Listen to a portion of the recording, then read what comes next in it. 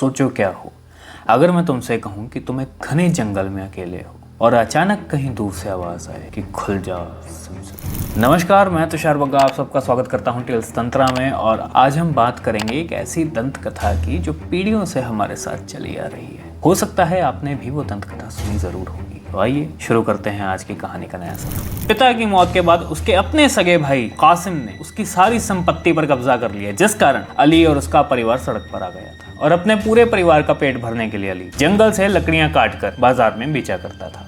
एक दिन जंगल में लकड़ियां काटते समय अली को ऐसा लगा मानो किसी युद्ध में जीत प्राप्त करने के बाद एक विशालकाय सेना वापस लौटी। इतनी भयंकर आवाज, इस आवाज से अली घबरा गया और घबरा कर के वो झाड़ियों में छुप गया। छुपते छुपाते उसने देखा कि लगभग 40 घुड़सवार एक विशालकाय शिला की ओर बढ़ते जा रहे थे। अली ने अपने पूरे जीवन में ऐसा दृश्य पहली बार देखा था, इसलिए जिज्ञासावश अली ने उन 40 घुड़सवारों का पीछा किया। कुछ देर पीछा करते हुए अली उन घुड़सवारों के साथ एक बड़ी शिला के सामने जा पहुंचा। तभी उनमें से एक आदमी आगे बढ़ा और चट्टान को देखकर बोला, खुल जा समझो। उस आदमी के इतना कहते ही वो चट्टान सामने से हट गई और वो 40 के 40 घुड़सवार अंदर चले गए। झाड़ियों में छिपा अली ये सारा दृश्य बड़े ही गौर से देख रहा था। अली ने कुछ देर वहीं इंतजार किया और कुछ देर के बाद वो सभी 40 के 40 घुड़सवार उसी रास्ते से वापस बाहर निकल आए। उनके बाहर निकलते ही वो चट्टान फिर से बंद हो गई। उन सबके चले जाने के बाद अली ने भी वही सब दोहराया। चट्टान के सामने जाकर अली बोला, खुल जा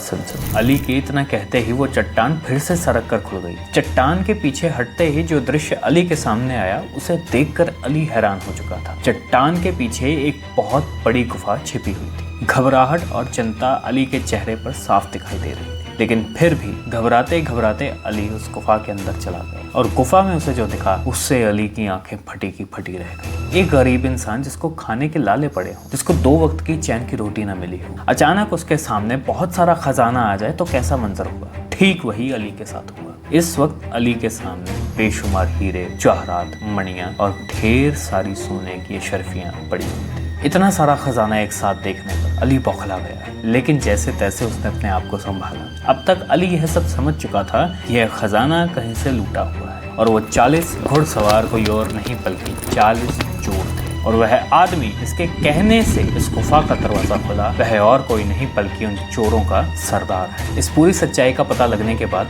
अली क्या करेगा? क्या वो सारा का सारा खजाना ले जाएगा या चोरों के हाथों से मारा जाएगा? कहानी का रहस्य जानने के लिए बने रहे मेरे साथ पार्ट 2 तक।